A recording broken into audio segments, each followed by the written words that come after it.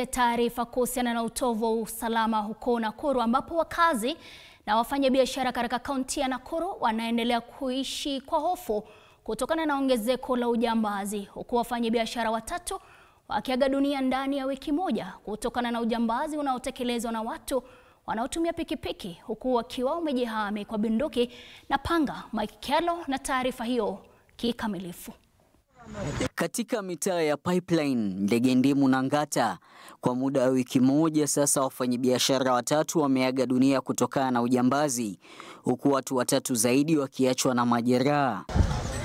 Kisa cha hivi punde kikiwa cha jana usiku katika mtaa wa Ngata, ambapo Caroline Kwamboka, mfanyabiashara katika eneo hili, alivamiwa na wahuni watatu waliojihami kwa bunduki na mapanga katika duka lake na kubaki na majeraha ya panga ambayo aliyapata baada ya kudinda kutoa pesa. So ile harakati ya kitoka nikirudi, tukaingia na hao wezi.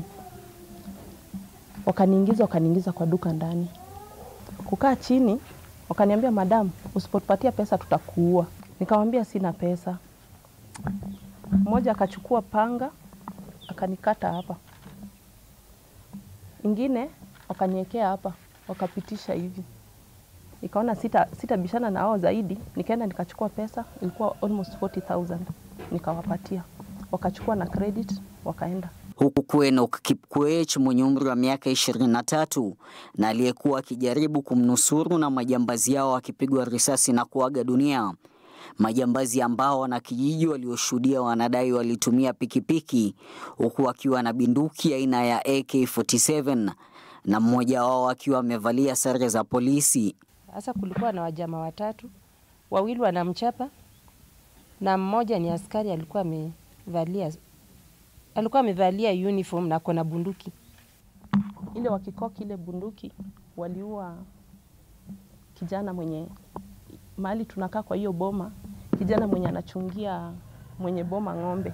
Jumatatu wiki hii mwili wa Anna Waithera mwenye umri wa miaka 23 na mhudumu wa duka la M-Pesa katikati mwa jiji la Nakuru alipatikana katika shamba la Tech Farm baada ya kutoweka Jumatano wiki jana, alipotumwa na mwajiri wake benki kuweka shilingi 250,000. Na alipatikana mahali kunaitwa Technology Farm. Hapo ndo walimpata katika ile ya kuwekea ng'ombe maji akiwa amefunikwa na nyazi.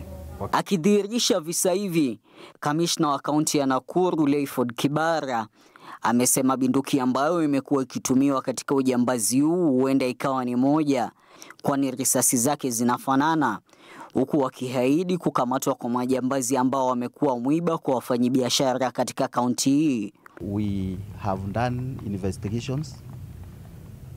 Kuna watu wawili tulishika. Mmoja ni wa huku chini Roda, na kupitia mazungumzo yake na mambo ingine ile ya kufanya investigations, inaelekeza sisi kwa watu wengine. Mike Kelo, TV47 Nakuru.